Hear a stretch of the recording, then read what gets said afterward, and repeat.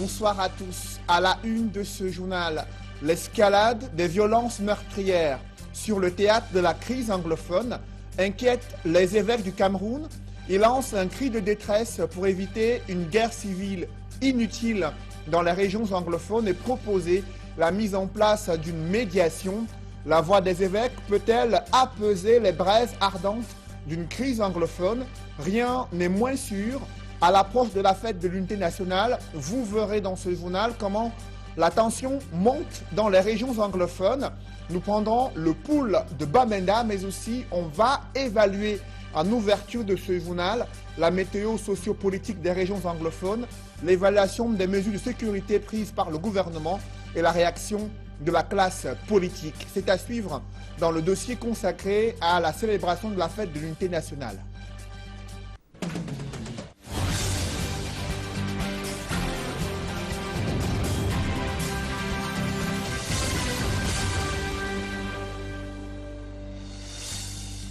Merci de suivre cette édition complète de l'information sur Equinox Télévision. Les autorités administratives annoncent le renforcement des mesures de sécurité dans les régions anglophones dans la perspective de célébration de la fête de l'unité nationale. Pendant ce temps, il y a des appels au boycott à cette fête qui marque l'unité nationale au Cameroun. Également, l'escalade de la violence meurtrière qui continue d'inquiéter les populations à Bamenda. On fait le point avec Eric Martial Diomo. La gare routière de Kumbo, dans le département d'Umbui, région du Nord-Ouest. L'ambiance en ce jeudi 17 mai 2018 est celle des cimetières.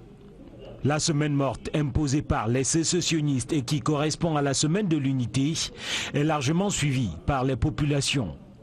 Si un léger regain d'activité a été observé en début de semaine, la paralysie a très vite repris le dessus. Les rues sont désertes, les marchés fermés, tout comme les lieux publics. Les populations terrées chez elles expliquent qu'elles ont peur de pointer le nez à l'extérieur. Ce journaliste fait savoir que dans plusieurs localités, cette situation perdure parce que chacun se méfie, même de son propre voisin, car nul ne sait qui est qui.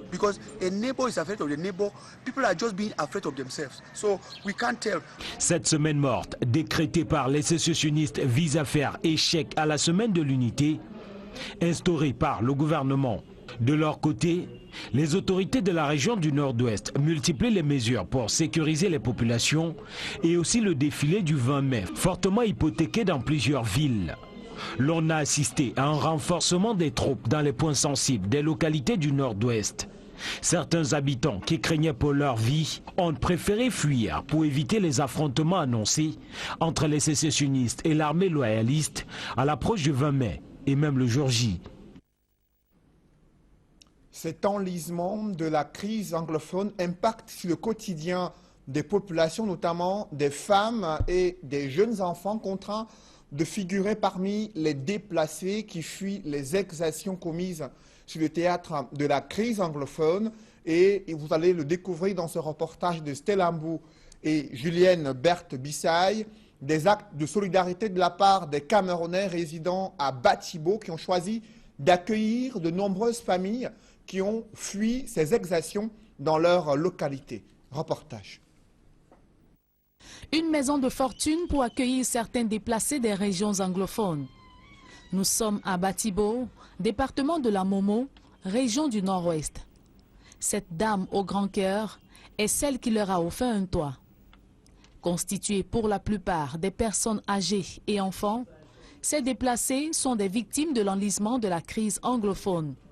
Une crise qui ne cesse de faire des orphelins comme ce bout de chou au visage innocent. Rescapé des récentes violences à Manfé dans la région du Sud-Ouest, il a été confié à Dame Dora Yengsi par un bon samaritain. Visiblement anxieuse, cette originaire du département d'Umbui a désormais à sa charge le fruit des entrailles d'une mère arrachée à la vie. Abandonnés à eux-mêmes, ils n'ont droit qu'à un repas par jour. Le problème de déplacés fuyant les combats entre forces de sécurité et séparatistes se pose désormais avec acuité. cette escalade de la violence meurtrière sur le théâtre de la crise anglophone et la radicalisation du conflit inquiète les évêques du Cameroun. Je vous le disais en titre, ils ont lancé un cri de détresse pour un cessez-le-feu entre l'armée camerounaise et les différents groupes séparatistes au regard de la crise humanitaire qui se dessine dans le chaudron de la crise anglophone. Les évêques souhaitent qu'une médiation soit imposée en vue de pouvoir apaiser les tensions dans les régions anglophones. Des précisions sur cette sortie des évêques avec Marcelin Gransop. Le temps avait déjà été donné lors de la 43e assemblée plénière des évêques du Cameroun, tenue récemment à Yaoundé. Mais combien de fois depuis cette crise, nous les évêques, nous avons, n'est-ce pas, appelé les acteurs de cette crise, ceux qui ont voix au chapitre, n'est-ce pas, de dialoguer. On pense que la méthode de dialogue qu'on a eue, ce n'est pas le vrai dialogue. Parce que quand il y a des problèmes, on doit régler le problème, il faut appeler tous ceux qui sont responsables. Si même ce sont les sécessionnistes, les terroristes, nous tous, nous sommes des Camerounais. C'est ce cri de détresse exprimé devant micros et caméras que les évêques du Cameroun ont décidé de coucher sur du papier en s'adressant à tous les Camerounais et aux hommes de bonne volonté, épuisant leurs forces dans Exode 3, verset 7, qui dit, et je cite, « J'ai entendu les cris de mon peuple ». Fin de citation. En fait de cris de détresse, les évêques sont choqués par la tournure que prend la crise socio-politique qui prévaut dans les régions du nord-ouest et du sud-ouest, avec les escalades qui se multiplient, marquées notamment par des violences inhumaines, aveugles et monstrueuses, auxquelles il faut ajouter une radicalisation des positions qui ne rassure pas. Fort de cette dégradation de la situation, les évêques du Cameroun lancent un cri de détresse au nom de Dieu le Père Tout-Puissant, afin que cesse toute forme de violence. Arrêtons de nous entretuer. Nous sommes tous frères et sœurs. Reprenons le chemin du dialogue, de la réconciliation, de la justice et de la paix. Peut-on lire en substance, dans ce cri de détresse, que signe Monseigneur Samuel Cléda, archevêque de Douala, et non moins président de la conférence épiscopale nationale du Cameroun. Les évêques pensent que le moment est venu de taire les armes et d'imposer la médiation, dans la perspective d'une sortie de crise. Condition sine qua non d'une paix durable.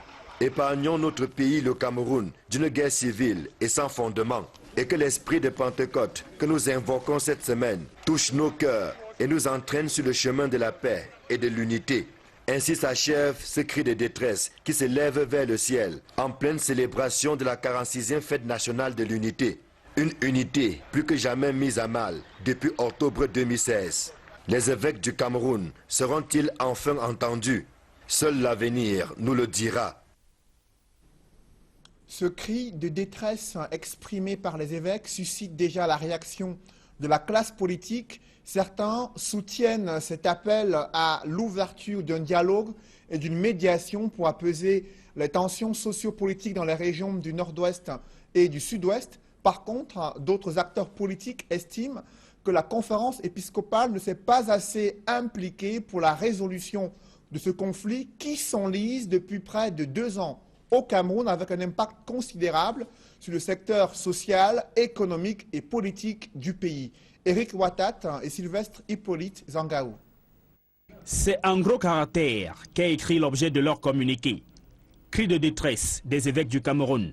Des écrits sur 19 lignes pour interpeller une fois de plus tous les Camerounais sur ce qu'ils appellent la crise sociopolitique qui prévaut dans les régions du nord-ouest et du sud-ouest. Les évêques du Cameroun, après avoir exprimé leur solidarité et leur compassion à toutes les victimes des violences commises dans ces 2 régions, affirment qu'une médiation s'impose maintenant pour une sortie de crise. Interpellés eux aussi, en tant que Camerounais, les acteurs politiques ne sont pas restés indifférents face à cette sortie. Une sortie qu'Albert Dongan juge appropriée après l'épuration de toutes les autres initiatives prises par les évêques pour trouver des solutions à cette crise. Je crois que les évêques ont voulu tout simplement prendre le peuple à témoin. Parce qu'un prêtre, c'est d'abord quelqu'un qui reçoit la confession, qui sait garder confidence. Ça veut dire qu'ils ont épuisé tous les moyens secrets, tous les moyens, même religieux, pour qu'on demande d'instituer un dialogue. Le cri de détresse des évêques du Cameroun sonne au MRC comme une cloche qui indique l'heure de prendre en compte la nécessité de trouver une autre solution que les affrontements. Nous nous réjouissons du fait que aujourd'hui de plus en plus les différentes organisations, maintenant y compris religieuses, comprennent, n'est-ce pas, la nécessité de reconsidérer la situation qui ne fait pas dans nos régions anglophones.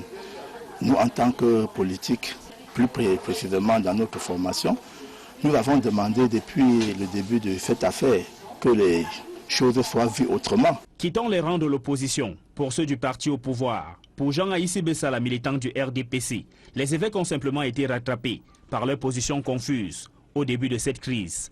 Si les évêques, notamment le président, poussent ce cri, probablement parce qu'il a tremblé, parce qu'il y a eu des coups de feu pas très loin d'où il était. Ça veut donc dire que au moins ce cri peut signifier qu'ils ont compris que le terrorisme n'a pas d'amis. Et il ne faut donc pas s'amuser avec. La première démarche des évêques, notamment des évêques de Douala, c'était de dire que c'est la faute au président Biya, comme il est vieux, il doit partir.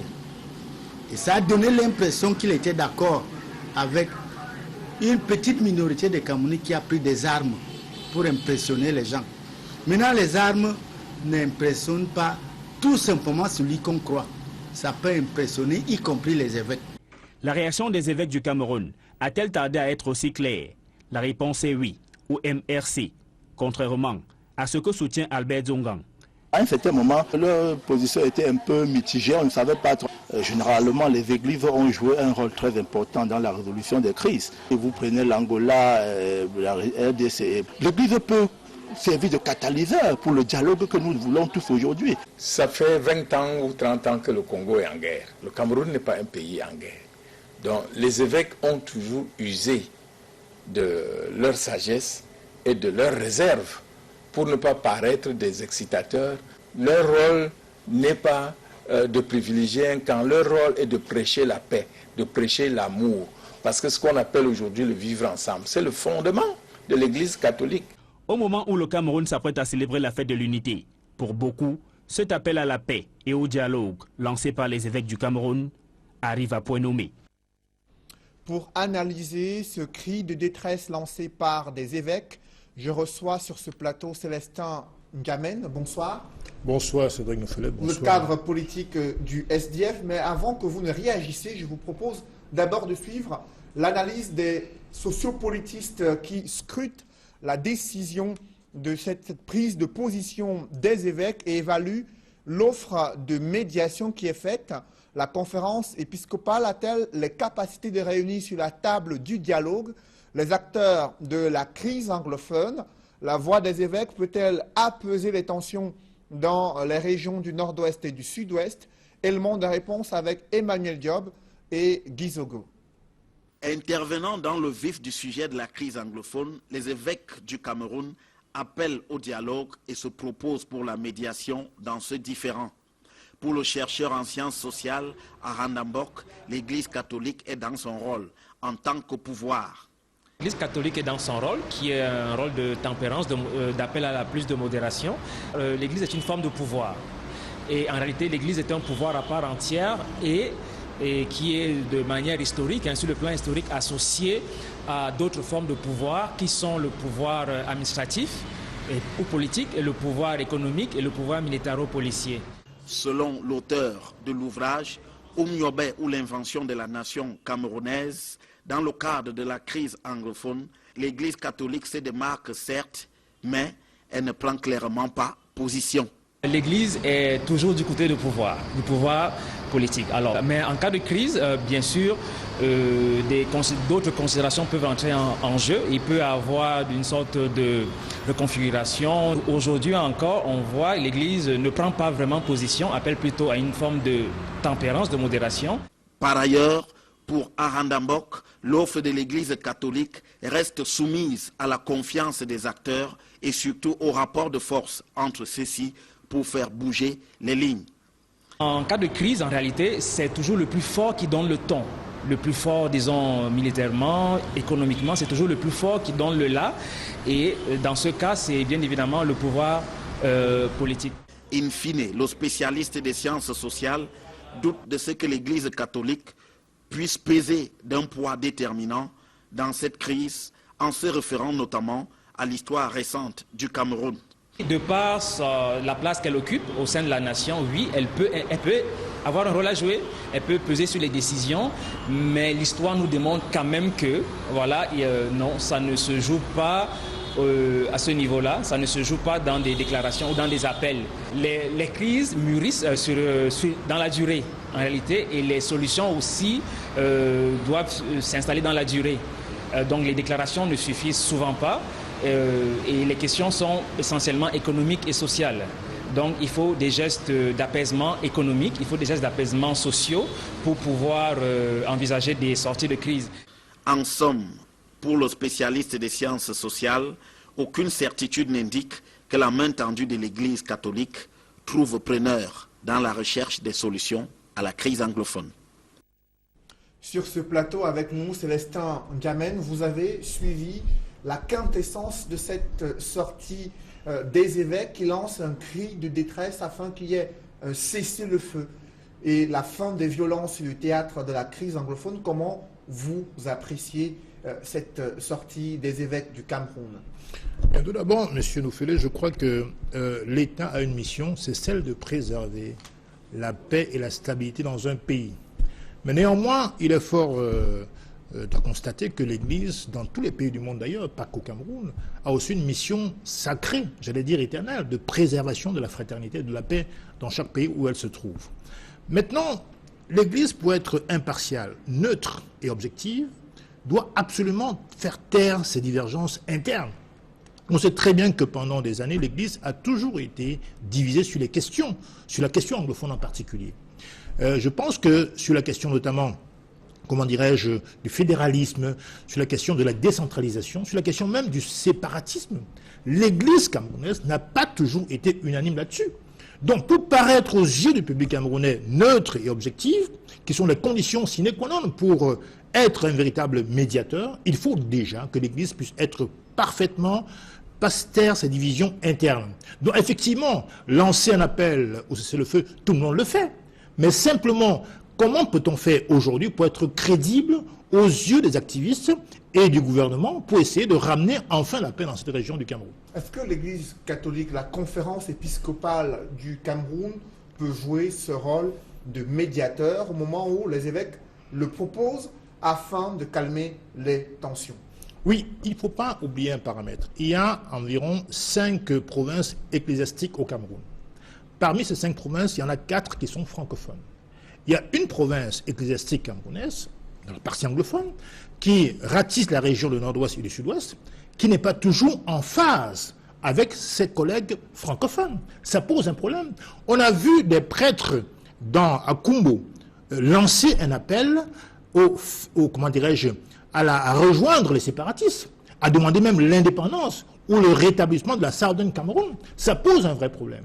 Donc maintenant, si l'Église apparaît comme soudée, unanime, pour conduire cette médiation, en effaçant ces divisions, là je suis d'accord. Mais on ne peut pas ignorer ce paramètre dans la crise anglophone actuelle. Parce qu'en vérité, on parle de l'Église catholique, mais il y a aussi l'Église, comment dirais-je, presbytérienne, qui existe dans le Nord-Ouest. Il y a l'Église, la Convention baptiste, qui existe. Mais il faudrait également intégrer les chefs traditionnels, et voire même la société civile, pour venir à bout de cette crise-là. Parce que, évidemment, ils sont pris entre l'enclume du gouvernement et le marteau des protagonistes, des sécessionnistes. Ça pose un problème. Est-ce que cette voix des personnes modérées et des personnalités qui prétendent être neutres, est-ce que cette voix-là peut être entendue sur le théâtre des affrontements et escalade de violence observées dans ces régions? Nous sommes dans une phase assez critique, parce qu'en vérité, il faut que les Camerounais arrivent à faire la distinction entre la crise et le conflit. Nous sommes dans un conflit armé. La crise, c'est un trouble profond dans une société, pas forcément avec un choc physique. Là, nous sommes actuellement au Cameroun dans le cas d'une quasi-guerre civile. Nous sommes dans une crise, un conflit armé. Donc, les gens sont lâchés. les forces de sécurité sont assassinées, elles-mêmes, quelques éléments des forces assassinent à leur tour certaines populations innocentes, ça pose un problème. Donc maintenant, il va falloir qu'il y ait des médiateurs suffisamment crédibles et légitimes pour essayer de ramener chacun à la table des négociations. Je pense que l'Église catholique, si elle se sent les épaules aujourd'hui pour entamer une négociation entre les séparatistes, les activistes anglophones et le gouvernement, il faudrait déjà qu'elle voie séparément les différents protagonistes pour essayer de voir, de comprendre le sentiment de chacun. La ligne rouge, on n'a pas franchi. On ne peut pas aller... L'idéal, bien sûr, c'est la rencontre directe entre les différents protagonistes. Mais je pense que la méthode, pour moi, la plus idéale, c'est que l'Église aille d'abord séparément vers chaque parti pour essayer de comprendre leurs divergences et leurs sentiments vis-à-vis de cette crise-là. Et enfin, ils pourront rassembler les partis protagonistes pour essayer de trouver une solution à cette crise-là. Restons dans la fête de l'unité nationale, quand même, qui arrive dans quelques jours. Et vous avez suivi les reportages réalisés à Bamenda, où il y a ces appels au boycott de la fête du 20 mai, et de l'autre côté, le renforcement des mesures de sécurité pour garantir la protection des populations qui vont se mobiliser durant la journée du 20 mai du côté de Bamenda. Comment vous appréciez cette situation-là? Bien, je pense que l'appel au boycott ne date pas d'aujourd'hui. Je me rappelle que quand j'étais à Bamenda au mois de janvier 2018, parce que j'y vais assez régulièrement pour des raisons évidentes de militantisme politique, puisque le siège de mon parti s'y trouve, je me suis rendu compte que les villes mortes ont véritablement commencé en fin décembre 2017. Donc, l'appel au boycott qui est lancé aujourd'hui pour la fête du 20 mai me semble à la fois pas étonnant du tout, mais en même temps légitime, dans le sens où nos frères anglophones, d'expression anglaise, je veux dire, ont un sentiment d'aliénation et de marginalisation. Donc en fait, la fête du 20 mai, pour eux, et même d'ailleurs pour nous, francophones, représente non pas l'unité, mais au minimum, j'allais dire, la commémoration de l'État unitaire. Parce qu'il ne faut pas confondre la fête du 20 mai. Elle ne symbolise pas l'unité nationale. On ne peut pas décréter une unité dans un pays. Je pense que nos amis, nos frères anglophones, marquent là un point important pour interpeller les pouvoirs publics, pour essayer de montrer la bonne foi quant à la résolution de cette crise-là. À l'approche de cette fête de l'unité nationale, l'ambassadeur des États-Unis d'Amérique au Cameroun a été reçu en audience par le président de la République, Paul Biya, et Peter Henry Baldwin, que vous voyez en image, qui s'est rendu au palais de l'Unité pour discuter avec le président de la République du Cameroun. Paul Biya qui a reçu les félicitations de la part de Donald Trump pour cette fête de l'unité. Cependant, le diplomate américain n'a pas manqué d'interpeller le président de la République sur les cas de violation des droits de l'homme durant des opérations militaires menées dans des zones de conflit au Cameroun. Peter Henry Baldwin dit avoir discuté également de la coopération militaire entre le Cameroun et les États-Unis au sujet de la lutte contre Boko Haram. Je vous propose à présent de suivre l'intervention de Peter Henry Baldwin, diplomate américain, juste après l'audience que lui a accordée le président Paul Biya. J'ai commencé en présentant une lettre de félicitations pour la fête nationale du 20 mai de la part de notre président Trump. Et nous avons discuté de plusieurs sujets, en commençant avec l'aspect sécuritaire. Et j'ai félicité le président pour le partenariat que nous avons eu, avec le Cameroun dans l'extrême nord et la lutte contre Boko Haram et l'État islamique. Nous avons terminé des opérations dans l'extrême nord qui ont été un succès. C'est un travail à la longue haleine, mais je crois que la coopération est très bonne. Il faut dire aussi que j'ai souligné que c'est très important que l'aide militaire, les équipements que nous fournissons au gouvernement du Cameroun ne sont utilisés que pour la lutte contre le Boko Haram et l'État islamique dans l'extrême nord. Et aussi que nous avons une loi aux États-Unis qui nous oblige de ne pas travailler avec les unités qui sont soupçonnées d'être impliquées dans les violations des droits de l'homme. Donc les droits de l'homme, c'est très important pour nous de protéger. Et nous croyons que en protégeant les droits de l'homme, on peut mieux lutter contre un fléau comme le Boko Haram. Le diplomate américain qui dit avoir insisté lors de sa rencontre avec le président Paul Biya sur la nécessité de respecter les droits de l'homme sur le théâtre des zones de conflit au Cameroun. Célestin Diamène, vous qui avez été secrétaire en charge des droits de l'homme au sein du SDF, est-ce que vous comprenez la perception de cette interpellation de la part du diplomate américain concernant des cas de violation des droits de l'homme sur des zones de conflit au Cameroun? Oui, je me souviens quand j'étais secrétaire chargé des droits de l'homme dans mon parti, le SDF, j'ai commis 2 rapports. Justement, d'abord l'une sur les crimes rituels de Nimboman, Yaoundé, et l'autre effectivement sur les violations concernant la crise de l'extrême nord, Boko Haram. Et je pense qu'il est important pour un pays qui se respecte à chaque fois d'accepter les critiques qui lui sont portées concernant les agissements et les comportements de ces forces de sécurité vis-à-vis des populations civiles. C'est un premier point. Maintenant, je suis convaincu que dans les pays où le Cameroun a des ambassades, les ambassadeurs africains, camerounais en particulier, ne s'expriment pas sur la politique intérieure de ces pays-là. Maintenant, je suis pour la coopération internationale. Mais je pense que la résolution de la crise anglophone au Cameroun, maintenant on est en quasi-guerre civile, va relever intrinsèquement les autorités camerounaises et ses enfants. Pensez-vous que les Nations Unies, les États-Unis qui aident le Cameroun sur le plan militaire pourraient rester indifférents face à la situation qui prévaut dans les régions anglophones, sachant qu'il y a des Camerounais qui interpellent les Nations Unies sur l'escalade des violences dans ces régions du pays? Non, bien sûr, les Nations Unies ont leur mission régalienne de porter des alertes au niveau des crises de ses membres. Le Cameroun est un membre des Nations Unies. Donc à ce seul titre-là, ils sont parfaitement en droit de dire leur mot sur la crise intérieure camerounaise.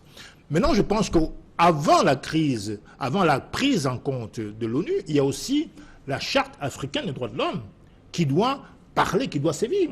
Que fait l'Union africaine? Elle ne fait rien du tout. Même si je pense que quand il y a un problème dans un couple, avant d'aller voir les voisins pour apporter des éventuelles solutions, il faut d'abord que le couple lui-même commence à s'écouter, à se parler, à dialoguer. Est-ce que les Camerounais ont une réelle volonté de dialoguer? Je pense que sans vouloir insister sur les motifs, les causes de ces crises, on sait très bien que le gouvernement est le principal responsable, puisque depuis octobre 2016, depuis que les avocats ont commencé à manifester pour leurs intérêts corporatistes, le SDF a lancé un cri au dialogue inclusif. Monsieur Biya est allé se vautrer en Suisse et en France et faire le sourd. Il a fait le sourd.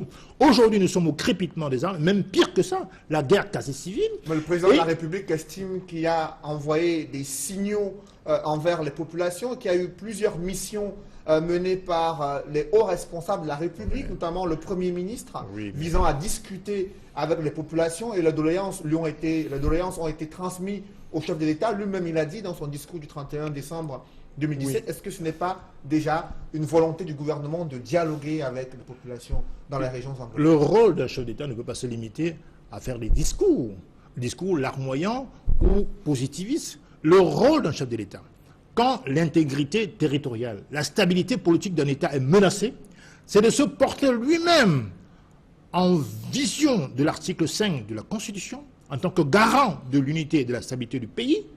Il doit aller personnellement et pas envoyer des sbires. Il doit aller personnellement porter la parole ou tout au moins écouter la population en crise. Il ne l'a jamais fait. Ça s'appelle de l'arrogance, du mépris et de la condescendance. Voilà les causes aujourd'hui que nous avons. Il y a aujourd'hui environ 53 personnes des forces de sécurité assassinées, des centaines de Camerounais tués et des milliers de réfugiés au Nigeria.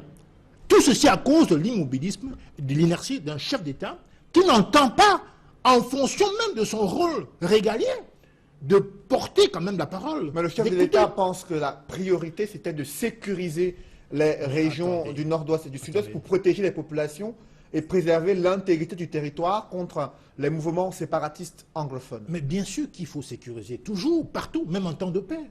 Mais le problème, c'est qu'il y a aussi la prévention. Quand il y a des prémices de crise, le chef d'État se doit d'amorcer un dialogue. Ça, c'est une arme contre, effectivement, l'expansion de la crise. Il ne l'a jamais fait. Envoyer des personnes illégitimes. le Premier ministre Philemon Yang, M. Famin Ndongo, etc., ils ne peuvent pas, du fait même de leur manque de légitimité, apporter quelque solution que ce soit. Donc c'est une faute politique. Aujourd'hui, on en a les conséquences. 5 milliers de morts, qui c'est qui va les réparer? C'est pas M. Biya. Donc à cause de son comportement, je dirais, que je qualifierais, j'assume mes mots, d'antipatriote, on en a aujourd'hui sur le carreau. C'est-à-dire que maintenant, pour relancer le dialogue, ça va être particulièrement compliqué. Maintenant, on a affaire aux médiateurs comme l'Église catholique pour espérer quand même que sa voix sera entendue. Mais ce n'est pas évident. Est-ce que les Nations Unies devraient intervenir comme médiateurs? Certains observateurs de cette crise ont proposé justement que les Nations Unies ou l'Union africaine puissent venir jouer les rôles de médiateurs dans le cadre de cette crise anglophone. Que pensez-vous d'une telle proposition? Écoutez, en soi, elle n'est pas totalement négative, mais je pense que je me rappelle la crise en Angola, où les casques bleus étaient venus s'implanter pendant des décennies. Ensuite, il y a eu M. Dos Santos, alors à l'époque président de l'Angola, qui a fait appel aux troupes cubaines, venaient s'installer, et ça a créé un méli-mélo absolument incroyable, ça a duré des décennies. Donc je l'espère que, pour le cas du Cameroun, ça ne se passera pas ainsi. Le problème, c'est que moi je crois encore, même si c'est très compliqué, au dialogue. Est-ce que le gouvernement est prêt à engager pour parler sur des prérequis? D'abord, je pense qu'il faut faire venir les activistes anglophones qui ont fui le Cameroun parce qu'ils ont porté leur opinion. Je pense qu'il faut amnistier tous les prisonniers politiques que je considère comme politiques qui sont en prison aujourd'hui, notamment Mancho BBC. Il n'y a aucune raison qu'il soit encore détenu aujourd'hui, Mancho BBC.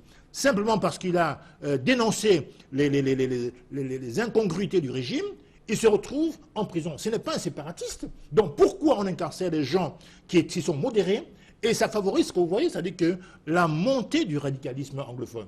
Hein, les séparatistes qui n'étaient même pas 1%, n'est-ce pas, aujourd'hui, de la population, il n'y a même pas 2 ans, aujourd'hui, ils ont le sentiment de sympathie vis-à-vis du séparatisme augmente chaque jour. Donc maintenant, il est question que non pas qu'on rase les villages, qu'on met du feu dans les villages, il est question que M. Biya, qui est le principal magistrat de ce pays, le premier même d'ailleurs, de prendre ses responsabilités. Et justement, il ne s'agit pas d'envoyer des gens illégitimes. Dans ce contexte, est-ce que le SDF ira au défilé, participer aux différentes parades marquant la fête de l'unité nationale dimanche prochain? Il n'y a pas d'unité dans le cas d'espèce.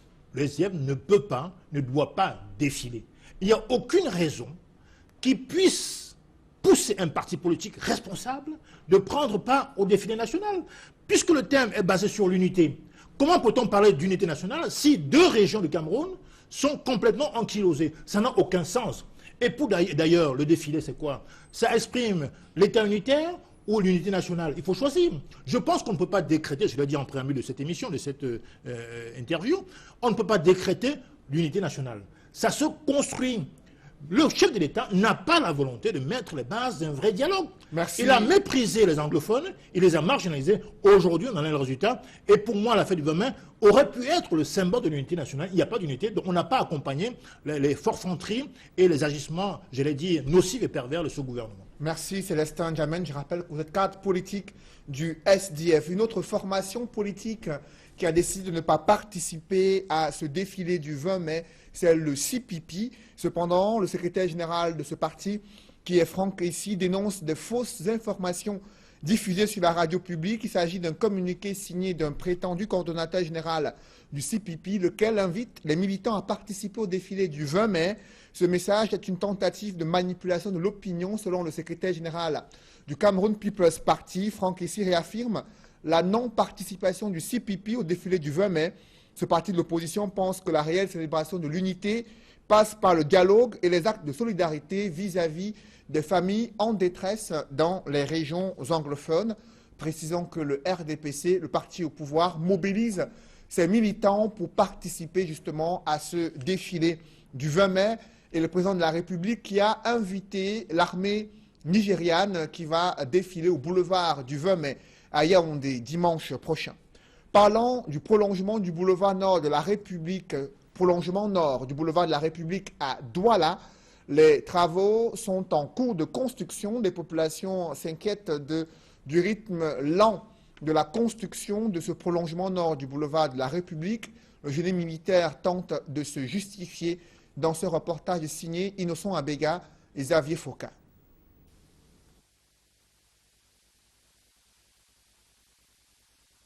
Le prolongement nord du boulevard de la République à Douala, toujours en chantier, est confronté à de nombreux problèmes.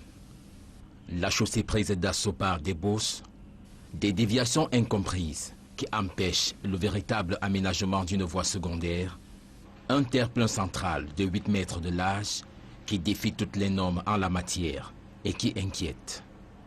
Le colonel Jackson Kamgeng, directeur du génie militaire, explique. Une des contraintes dans les pays qui sont comme les nôtres sont des contraintes financières. Lorsque vous avez vu l'aménagement de ces terres-pleins qui sont élargis, c'est pour que ça puisse, pour que le projet actuel puisse entrer dans le budget. Ce qui sera certainement fait dans le futur, si jamais les moyens le permettent, ce sera de créer des voies supplémentaires au niveau de ces terres-pleins centrales. Donc c'est un aménagement qui a été pensé compte tenu du budget. Ce chantier ne sera plus livré le 31 mai 2018. Il a connu un arrêt des travaux qui a duré quelques mois. En cause, le non-paiement de l'avance de 40% du budget global et l'incivisme des populations qui freinent les travaux avec des ordures jetées sur la chaussée. Toutefois, le taux d'exécution actuel des travaux est de 85%. Le délégué du gouvernement auprès de la communauté urbaine de Douala, qui a fait une visite guidée de ce tronçon routier, rassure sur le prochain délai de livraison. Le génie militaire qui a repris vraiment très fort les travaux nous garantit qu'à l'horizon fin juin, les chaussées seront prêtes et on peut donc ouvrir pratiquement à 100% la circulation. La proximité de certaines maisons avec la route a permis d'évoquer la question des déguerpissements très fréquents dans la ville de Douala. Je dois aussi annoncer que nous avons pris la résolution de déguerpir, de ne plus déguerpir, puisqu'on devait aménager les échangeurs au niveau de Carrefour Bonabassem. Vous avez vu qu'on a opté pour les feux tricolores, l'ajustement un peu de Carrefour, et nous pensons que ça va aller. Ça fait moins de problèmes sociaux. C'est le génie militaire qui est en charge de la réalisation des travaux de la deuxième phase du prolongement nord du boulevard de la République. Après avoir réussi l'examen de fin de stage d'avocat, ils sont les 7 premiers lauréats à prêter serment en tant qu'avocat. La cérémonie s'est déroulée à Bafoussam, dans la région de l'Ouest. Le bâtonnier maître Jackson Nyekamga les exhorte à respecter la déontologie de la profession également et avoir un code de bonne conduite. Il en a profité pour s'exprimer sur l'affaire de ce collectif d'avocats stagiaires indignés. Des précisions avec Dallas Kana et Jean-Paul Chouniat. Au bout de 3 ans de formation en cabinet, une nouvelle vague d'avocats stagiaires devient des avocats à part entière, désormais autorisés à exercer pleinement le métier à travers cet acte symbolique de prestation de serment devant leur père. Je jure comme avocat d'exercer mes fonctions de défense et de conseil en toute indépendance, avec dignité, conscience, probité, humanité, conformément aux règles de ma profession et dans le respect des cours tribunaux et des lois de la République. Pour la région de l'Ouest, ils sont 7 à réussir leur concours de fin de stage. Et devant toute la grande famille de la justice, ils reçoivent le code de bonne conduite du corps des avocats. Les maximes, c'est la dignité, l'honneur, la délicatesse, la probité, l'honnêteté, autant de valeurs qui n'ont rien d'extraordinaire.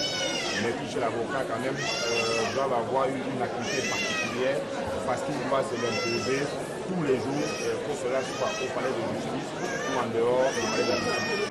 Après Bafoussam, le bâtonnier Nyekamga est attendu dans d'autres régions pour le même rituel de prestation de serment. Sur les 1360 candidats admis au dernier concours de l'avocature, beaucoup d'appelés mais peu d'élus, 474 au total.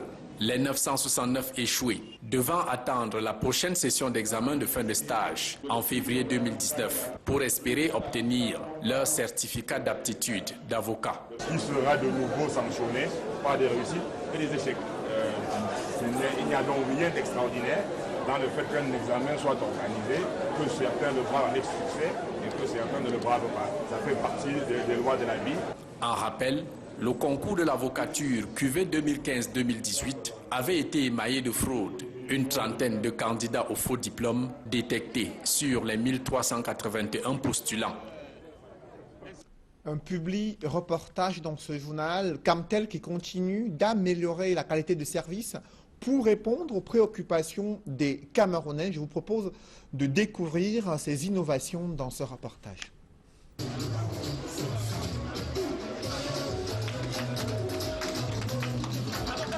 C'est une rencontre entre Lyon à Yaoundé. Les Lions indomptables de volleyball dames, championnes d'Afrique, et la Cameroun Telecommunications, Camtel, Lyon indomptable de la communication au Cameroun. Nous sommes ici aujourd'hui à la Camtel pour d'abord magnifier le partenariat qui lie cette société citoyenne au volleyball camerounais depuis 5 ans. La Camtel est à nos côtés. Je voudrais vous dire, sans vous cacher, que nous avons eu de cette société plus de 250 millions de francs en 5 ans, sans compter d'autres avantages en termes de gestion du sport. Pour davantage magnifier ce partenariat qui porte des fruits, l'image de l'équipe nationale de volleyball dames du Cameroun sera bientôt associée à celle de Camtel, notamment dans le projet de la connexion via la fibre optique du Cameroun à la ville de Fortaleza au Brésil. Nous sommes en train de connecter notre pays, le Cameroun, au Brésil, directement par fibre optique. C'est 6000 km sur l'océan Atlantique.